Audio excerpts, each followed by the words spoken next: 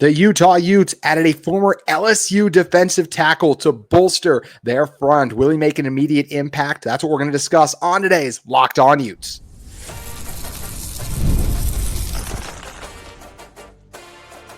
You are Locked On Utes, your daily podcast on the Utah Utes. Part of the Locked On Podcast Network, your team every day. Hello, everyone, and thank you for making Locked On Utes your first listen and view of the day. We are part of the Locked On Podcast Network, available wherever you get your podcasts, as well as on YouTube. If it's your first time tuning into this show, make sure you like and subscribe. Today's episode is brought to you by our friends at FanDuel. Right now, new customers can get $200 in bonus bets when your first $5 bet wins. My name is JT Wistrcill, host of Locked On Utes, and Matt Patton joining me, a writer at Utah Rivals. Make sure you guys give him a follow on X as well. Always has phenomenal stats on Utah football and college football as a whole. And one guy I'm hoping you have some stats on this year, Matt, is Dilan Battle, 3-star recruit, a top 100 defensive tackle, according to 24/7 Sports, in the class of 2025, signed LSU and entered the spring portal, and now he's at Utah. This is massive for Utah. I think anytime you're going to land an SEC transfer, and I know I don't want to be completely go crazy about that, because we also talk about the gap between the two conferences isn't as big. So what we'll more so focus on is, hey, top 100 defensive tackle. We can talk about the type of player is in a moment, but anytime you're going to land a transfer from an SEC, that's still a really nice get for Utah. It's literally a huge get. I mean, this guy, he's massive. He's always been massive. Even in high school, he was over 300 pounds. And he was really coveted coming out of high school. Offers from every type of SEC school you'd want to see, and several others. You got the Alabama in there, which is always a good sign. This guy's just an absolute beast. He had 4 sacks at the end of his senior year. What more do you want? I mean, for a defensive tackle to be getting through the line, you love to see that. 6'2", over 300 pounds, as you mentioned. So what is Utah getting in Battle? Getting a good athlete. I think it's the first thing that stood out to me is how well he moves for his size. Got a really good bull rush because of that strength. Also just does a good job standing at double teams and genuinely shedding blocks. He's incredibly strong. So at the high school level, teams could not block him one-on-one. He was tossing opposing offensive linemen out of the way. Now, does that mean he's going to come in as a freshman and do that? No, but that's to me, a guy that will grow into that type here at Utah. He is a guy that has good power, good hand placement too as well. And when you get him with the Lewis Powell along this defensive line, I think when you pair that upside with the coaching, the potential here is immense, Matt. Yeah, and I think this shows a couple of things, because while there weren't a lot of really exciting defensive tackles that were available in the transfer portal, kind of at the end there were a few that jumped in that I know Utah had some interest in, and ultimately they wanted to go with Battle. And I think that says a lot about Battle. I mean, yeah, he hasn't played yet in the college level, but he's had a full season with a team like LSU that they always put out a pretty good defense. And so he's got a year in a system that's really good, and that's better than a lot of the guys have that are backing up, Utah's initial front, 3 or 4 guys. Mm-hmm. So the question then becomes, will he play this year? To me, I'm going to go probably not. Could he be a rotational piece? Yes, because especially there's injuries that always happen. And if there is injuries, that's where he might end up stepping in. But as I look at things right now, especially because he missed spring ball, I don't see him as a top forward defensive tackle on this roster. I think Utah's top 2 remains unchanged. I see Aliki by Mahi and Dallas Vakalahi by Mahi. He's been with the team forever. I honestly didn't even know he had eligibility left. Love that he does, because Utah needed him too, especially after the 3 that they lost. Getting him back was huge. Dallas Vakalahi, the freshman defensive tackle. BYU wanted him really bad, according to some reports too. He was awesome last year, had a couple sacks, and to play like that as a freshman at that position, I was incredibly impressed with him. So those are the top 2. Jonah Laea is a guy that the coaches have talked about a lot, being someone who's impressed them. So who knows? Maybe he'll even start over one of those other 2 guys, but I think he's in for a good role. He's pretty clearly a top 3 D tackle. So then it just becomes, hey, who do you think is that 4th guy?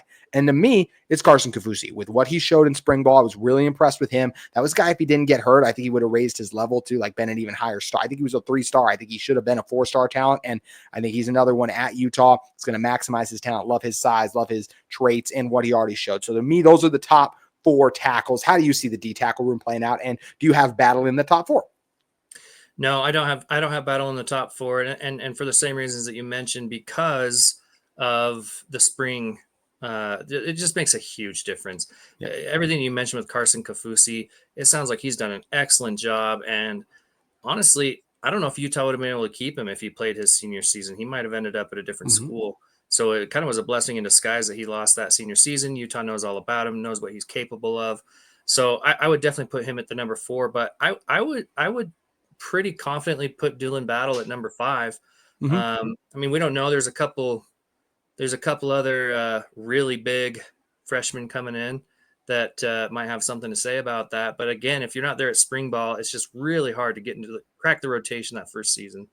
Yeah, it's going to be interesting for Battle. Like we mentioned, our top 4. So then the Joy Benson, the guy he was with Utah, then went to UConn. Now he's back. How does he factor into things? You mentioned the freshman, Sione. I apologize if I butchered last name. Matu Apaka. Is he a guy that ends up starting away? Because freshman, been with the program longer, also really good size and strength too. And then Battle to me is right there. I will say the addition of Battle, though, I do think is a nice one to have, because even though he's not a top 4 guy to me, he is a guy that, hey, you have extra depth in this room now, and a guy that I feel like if there were injuries and Utah had to play him, and if he beats out, I don't see him beating out the top 4, like I mentioned, but if there's an injury there and then the next guy they turn to is Battle, Matt, if he ends up being number 5, I feel good about that. Yeah, absolutely. And I think that's why they chose somebody like him. They wanted somebody that has some college level, at least practice experience. And, I think especially with Vimahi's injury history, that's a big reason why Vimahi's still around now, because he's been hurt in past seasons. And yeah, you want to have some more depth, and he's a great depth piece for this upcoming season, and a very likely starter in the future. Definitely feels that way with the talent, the upside he has in full. And we still got to get to the season. This defensive tackle group is still one I have big questions about. And in the second segment, that's what we're going to talk about, the defensive depth, how we feel about each position. But I will just say, I do feel better about this group after spring ball than I did entering it. And I am encouraged by that, Matt.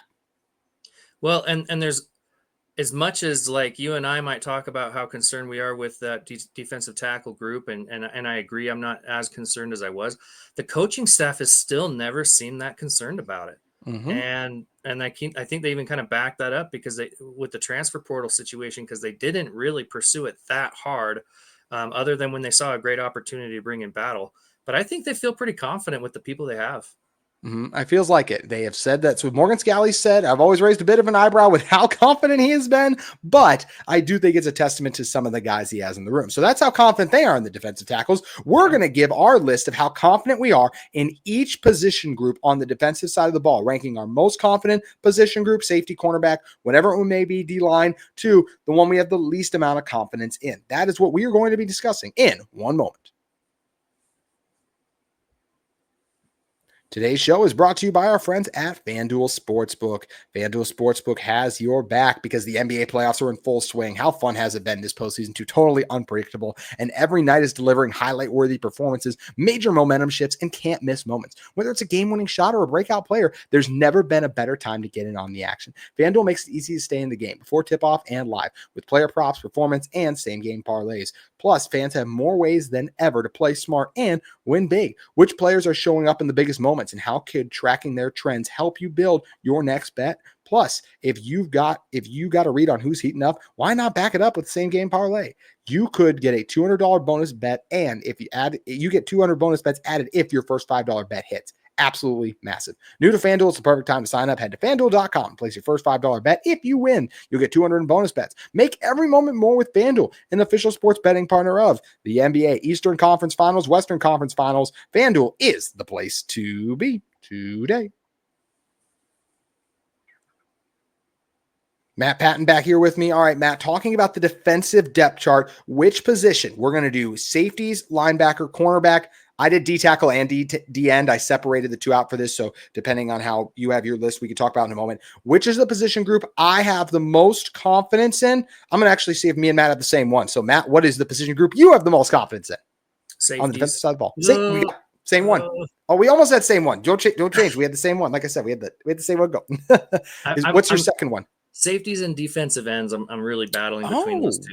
Wow. Okay. Defensive end is actually a lot lower on the list with me. Let's start with safeties because we agree on. I think Teo Johnson and Rabbit Evans are going to be the best safety duo in this conference. I think both of them, and Nate Ritchie is the third guy. Are you kidding me? I would play Nate. I want Nate Ritchie on the field a lot. Like anytime a receiver runs a 2-receiver set out there and you got an opportunity to throw an extra safety in there. And I like Jonathan Hall too, but I just feel better about Ritchie at safety than I do even Hall as the third linebacker. And Ritchie close to the line of scrimmage is big for me. Teo, I think he came back to Utah. He needed to shore up his tackling. That was the one thing he absolutely had to do to me. I think he's going to improve on that. He's grow on that. Another year at safety, getting more comfortable there. Rabbit Evans really broke out towards the end of the season. Like he had Iowa State, UCF, just popping around the ball, making plays, making things happen. And Nate Ritchie's done that throughout his career. So I feel really good about those safeties. And there's even a couple other guys that probably won't play unless there's an injury, but it's a really good safety room that Utah has. Well, and I know it's almost been 5 years since Nate Ritchie was a starter. At strong safety, I think it was, or was he at free safety? I can't remember.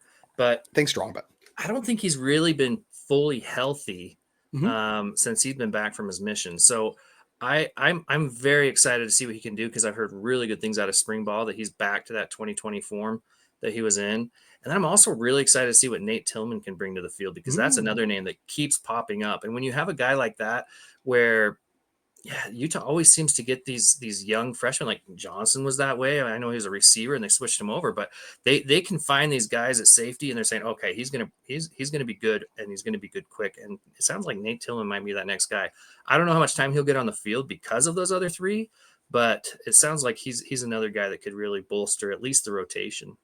He is. I absolutely agree with that. I'm excited to see what he can contribute in year one. You mentioned your second one is defensive ends. I'm not as high on defensive ends. I'll say where in a moment, but I'm curious for you. Why are they the group you have the second most confidence in? I love what I'm hearing. Especially when they ask who's going to be the starter and they said, well, it could be 6 different guys. Now, I guess that could mean that maybe that there aren't those few that have really risen to the top. I mean, obviously Logan Fano is number 1. And then from there, it's kind of this wide open. We'll see who they have. But it just seems to me, everything I'm hearing, that those guys, that they're fast. I think they're going to get a lot more pressure than what we've been getting the last couple of seasons. And just a lot of talent there. I think a lot of guys, a lot of them are hitting that second year in the program too. And I know you have a couple, you got a couple of young guys, or not young, but transfers over. But you got Daly, who's now hitting his second year. You got Fitzgerald that's hitting his second year. You got Cash Dillan hitting his second year. And then, the raw talent that Lance Holtz comes with. And just I see that as a group it's going to be deep. I think it's deep, but it's unknown. And to me, they're actually 5. I was going back and forth between them and defensive tackle for my last spot of confidence. And I sided with the DNs as the last one because I like Logan Fano, but I felt like he left a lot to be desired at time, especially as a run defender. I didn't feel like he was a consistent enough pass rusher for this team a season ago. And the rest of the guys are unproven. John Henry Daly, Paul Fitzgerald had guys behind them. Fitzgerald popped at the group of 5 level, did a lot of Utah State, but couldn't get on the field much last year. Is it going to work? Is he going to get out there much? Lance Holtz is a guy I'm excited about, but another guy at Washington, he had some success. Is it going to work as well? It's still at the P4 level with Utah. I don't know. I think it will, but not the confidence. I will say there's one guy though that I think is actually going to have a monster year in this group, and Jackson Jones. I think by the end of the year, he's going to be Utah's best pass rusher. Maybe it'll be Fano. But based on what I saw from him in the spring game, I was really impressed. So I am a huge fan of what Jackson Jones can bring to the table. No, that's a great point. I don't know how I didn't think about Jackson Jones. I think he's one of those guys that people just don't even have any idea of the potential that he brings. So no, those are good points, but I feel strongly about that second year thing. And even Logan Fano, it's that way because he came off that ACL injury last year. So now he's got another year where he's healthy and strong. But that's interesting. You had him as your number 5. And there's a huge difference, I'll say, too, in what you just mentioned. Last year, Fano rehabbing. This year, training. That's massive, and I'm really hoping Fano can have a massive year because we know his brother's going to have quite the year as well, as every NFL draft expert is raving about his brother. And I think by the end of the year, they could be about Logan as well, too. Maybe not as a first-round guy, but as still a high pick, too. So for my second group, I had linebackers. That was the group that I look at, and look, I know that Lander had a little bit of a down year. I think he was asked to do some different things when Corene got hurt. I trust him to bounce back. I think he's going to be awesome. Utah really missed Levi Demooney last year. That was an underrated storyline. He was a great third linebacker for them during the 23 season. He was not available during the 24. Who was instead? Jonathan Hall, who, another guy, his first year playing that position. He showed flashes towards the end of the year. I loved him playing close to the line of scrimmage. I still remember in the bowl game against Northwestern and had some nice moments last year. Another guy acclimating stronger. I think that's a really strong top 3. And then there's some other depth pieces there as well. I think that top 3 is really good. And another group, I think it's going to be among the best in the Big 12. Now, I agree. I really like those top 3. I'm a little nervous about Damuni. I don't know how fully healthy he is. But I think the reason I put them as my third group was just because kind of what you were saying. I don't know, behind those 3, there's a whole lot of question marks. I haven't heard like anything that says, yeah, it's going to be Reynolds or it's going to be, I don't know, Polu maybe. Yeah. I don't know. I don't know. I know the top 3, but after that, I don't know. Yeah, lots of unknowns in that group. And Elijah Ellis, is he a guy redshirt freshman year? Could he pop out or do something? Yeah. So there is some big questions there. And Reynolds was a guy who was up and down last year when given the opportunity. So that would be how big of a leap can he make? That would definitely be a question. Next group I like is my third group is the cornerback room. I think this is a group that when you talk about Smith Snowden, obviously feel great about him. I really like what Elijah Davis did last year. So I feel good about him too. And Utah has amassed a lot of talent in this room now as well. They've added a couple of transfers, one from Auburn, one from a school that's eluding me. That's frustrating because I've talked about him on a show before. But 2 more transfers to that room in addition to Blake Cotton, who I like what we saw from Blake Cotton. I also thought, we made a lot of the receivers struggles, and I'm going to do exactly what we're doing now in this for the offensive side of the ball. Hint receiver probably not going to be super high up there. But I think part of those struggles were just due to how good the cornerbacks are for Utah still. So it's still a Morgan Scalley, Sharif Shaw led cornerback room. I think he does a great job. I feel good about them overall, and especially now the depth they've built with some extra transfers in that room too. Yeah, they did a really good job. I know they brought in a lot of guys that were not at the P4 level. Even one that was Cal Poly, I think. Well, Blake Cotton was Cal Davis, and then one was Rock Caldwell, was a junior college guy. That's right, in junior college. So, but you're starting to see that work out a lot better than it has in the past, and I think, it kind of depends on what they do, I guess, with the nickelback situation. I kind of feel like they're still going to end up putting Snowden there. I think they should, and I think he should too. That's just his natural position. And who do you think? I think maybe Blake Cotton probably gets that start if that happens. I could see Cotton and Davis and Snowden, and that's a solid top 3. And then you got plenty of other guys that could step in if needed.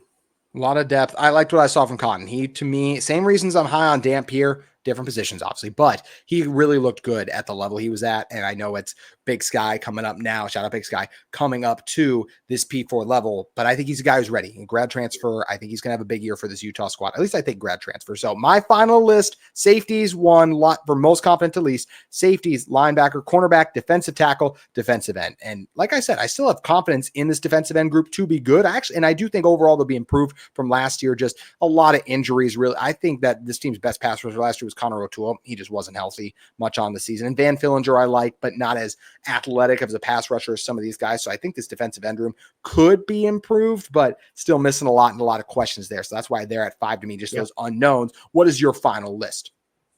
Yeah, well, I have to think it through because I didn't write it down. But you sounded like you did, so I'll give you credit.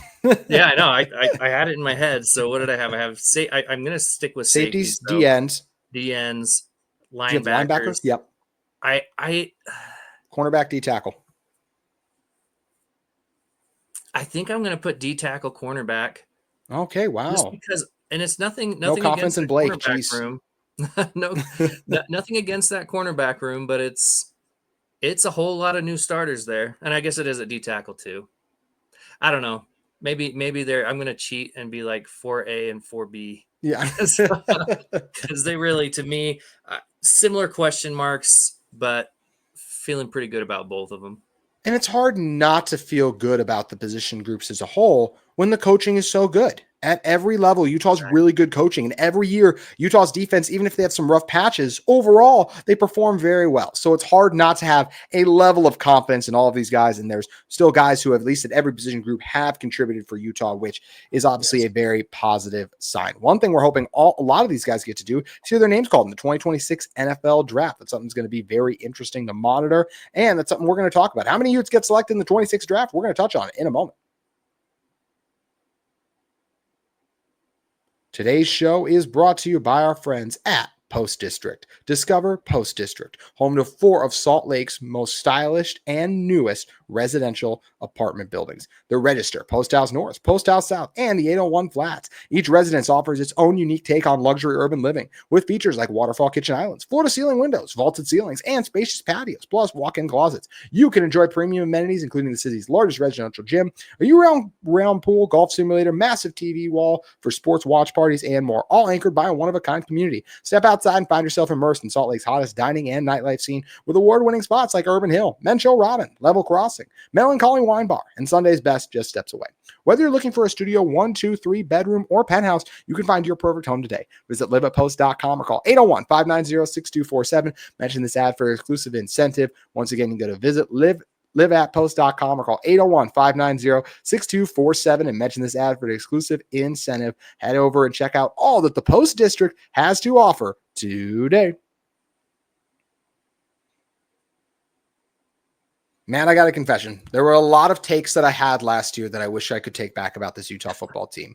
I have not gone back to see how many, but I thought a lot of guys from last year's Utah team were going to get drafted. Injuries play a role in that, so it always is a little bit of an asterisk, just like last season's an asterisk to me because Cam Rising didn't play. But when you're looking ahead to 26 then and going, okay, how many guys are going to get drafted? I do think the number is higher than this year. Only Caleb Lomu was drafted. Only Caleb Lohner was drafted last year, the tight end with tremendous upside for Utah. I do think that number goes up. Would you agree that the number goes up? I'll actually say I think it's 4 I feel really good about, and I think the most we could get is maybe 8, but how do you view it?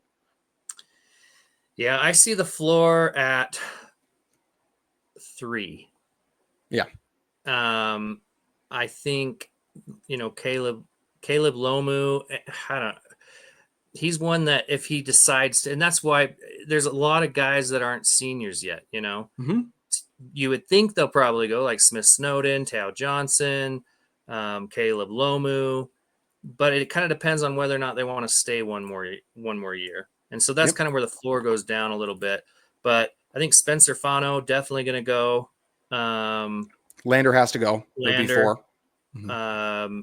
So I think you got those guys. I'm also hesitant to be overconfident because of last year. I mean, look, who would have ever thought that Cam Rising wouldn't at least get drafted, right? Yeah. But we didn't know his hand was going to hit a Gatorade cooler. Mm-hmm. And, Brant Keithy, everybody thought he'd be healthy again. Corene Reed missed time. Yeah, all these guys, basically everybody got hurt. It was ridiculous, and it really hurt their chances in the NFL. But on the other side, if you're being overconfident, I mean, Michael Mokofisi could get in there. Dallin Bentley, actually, a very good chance of getting in there. If Dampier has a huge season, he might just be a one and done here at Utah. Vimahi could absolutely do it. Logan Fano might want to go a little sooner. Damuni might have you could be looking at his, what did you say, 8? I mean, I said 8 was my probably most likely, or no, highest. I think the most likely is 4 right now, but highest would be 8, I'd say. I think that's even more. Yeah. There even could be. There could be. I see legitimately 10 guys that probably have an opportunity to get drafted in the NFL. Probably more likely you'll see around 4 or 5 from this group. You mentioned a couple already. To me, Spencer Fano, I don't know how Utah keeps him. Based on how it's trending right now, obviously Caleb Lomu's another guy that seems very likely to depart, but we did this a little bit last year with Lander Barton. If you look up Lander Barton in 2025 NFL draft, you'd be amazed at how many articles there were. Field Yates of ESPN had him as a top 5 linebacker entering the offseason, and I had to go back and I was like, Field, I don't think he declared. He didn't. So Lander, a guy that I think he's going to bounce back, have a year. Tao Johnson has shown so much potential that he's another one. I just feel like he'll fix the tackling. He'll improve. He's bought in. I'd be shocked if he's not drafted. So those are the 4 I look at right away, and I feel all better about all those guys being drafted higher than a loner was. But then we got a loner. So who are the surprise guys? And I shouldn't even say this next guy's not a surprise to me, but to me, Smith Snowden, I think he's going to stay because I think he's going to have a very good year for Utah, but does he want to go me a mid-round pick? I didn't see Smith Snowden being a top 60 pick in next year's draft based on how he looked last year. So I don't know if he's next year going to be that as well. I think it could take a couple years for him. And if he's going to get a good NIL opportunity, which he obviously got a good enough one at Utah to stay at Utah based on reports from what other teams were trying to do and lure him over. But he's a guy to me that I feel like could end up staying and potentially go. Rabbit Evans, we already mentioned his breakout potential too. You mentioned Mokofisi.